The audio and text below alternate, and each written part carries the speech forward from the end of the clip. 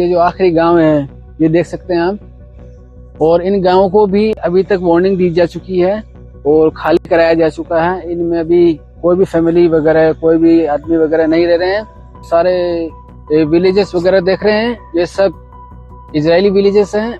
इसके बाद में आपको दिखेगा एक सेकंड पहाड़ी जो क्लीन हो चुका है, येलो है, और उसके बाद में आपको वहाँ पे जो थोड़े छोटे हल्के हल्के मकान दिख रहे, जूम करके दिखाएंगे, वाइट से, वहाँ पे आपको लेबनान है। ये लेबनान की विलेज है।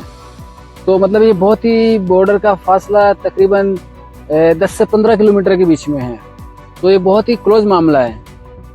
जर्मनी और नीदरलैंड के बाद अब हिंदुस्तान ने भी लेबनान में मुकीम अपने शहरियों को हिदायत जारी कर दी है।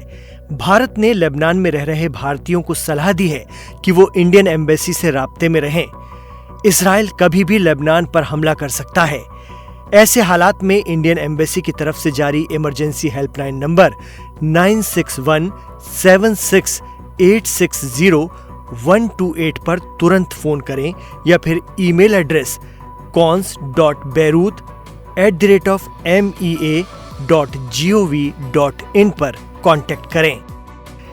गजा के खान यूनुस और रफा शहरों में तबाही के बाद अब इसराइल हिजबुल्लाह की तरफ मुड़ा है, लेकिन इसराइल और पूरी दुनिया ये अच्छी तरह से जानती है कि शिया लड़ाकों वाली ये तंजीम सुन्नी हमास की तरह नहीं है, जिसे इसराइल 6-7 महीनों में खत्म कर देगा।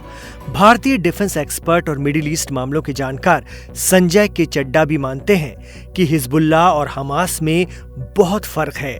हिजबुल्लाह को हमास के पैरेलल नहीं रख सकते आप।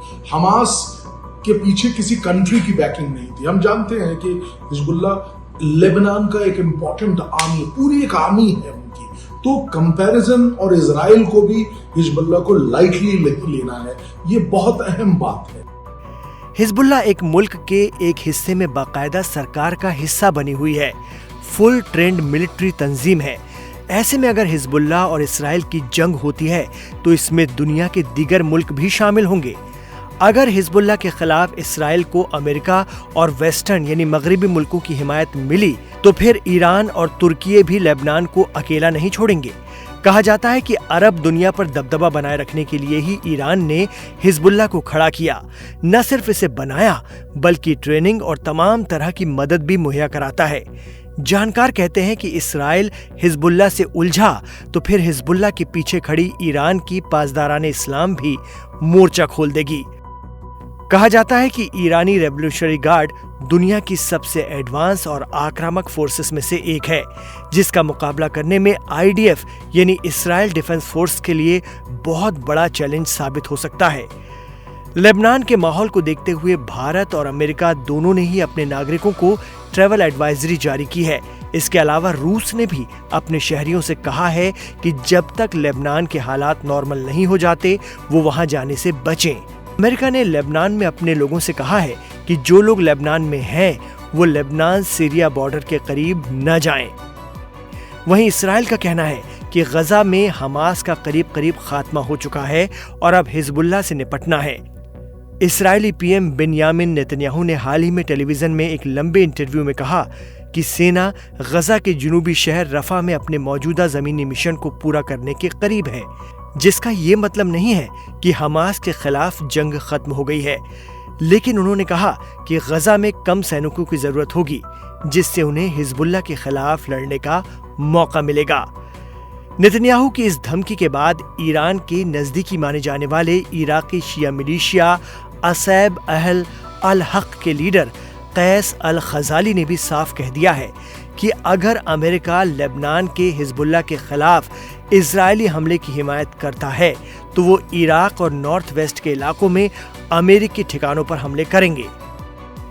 पिछले दिनों ईरानी सदर इब्राहिम रईसी की हेलीकॉप्टर क्रैश में शहादत के बाद हसन नसरुल्लाह के बेटे हादी नसरुल्लाह ने कहा था कि अगर ईरान को एक भी सबूत मिल जाता है कि इस एक्सीडेंट के पीछे इसराइल का हाथ है तो हम दुनिया का नक्शा बदल देंगे।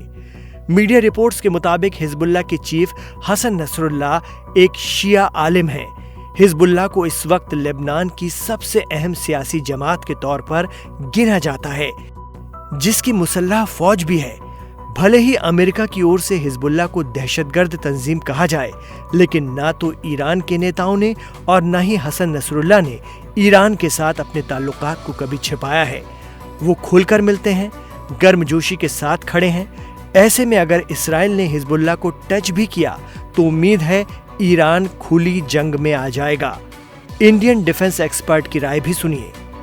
मलेशिया हिजबुल्लाह कैसे जो लेबनान है उसका पार्ट है, उसकी आर्मी, ऑर्गेनाइज्ड आर्मी है, सोफिस्टिकेटेड वेपन्स है उनके पास। और हमने देखा है कि इजराइल और हिजबुल्लाह के दरमियान पहले भी कई झड़पें हुई, उनके बीच समझौते भी हुए हैं। तो इतना आसान नहीं होगा इजराइल के लिए हिजबुल्लाह को रोकना, हिजबुल्लाह को कंडेम करना, मारना।